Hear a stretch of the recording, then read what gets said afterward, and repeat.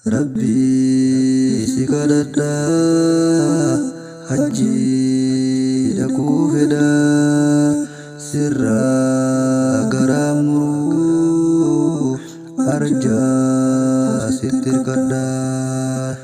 Rabbi sikadada umraa dhaquu fedha sirraa garamuru arjaa sitti hirkadha.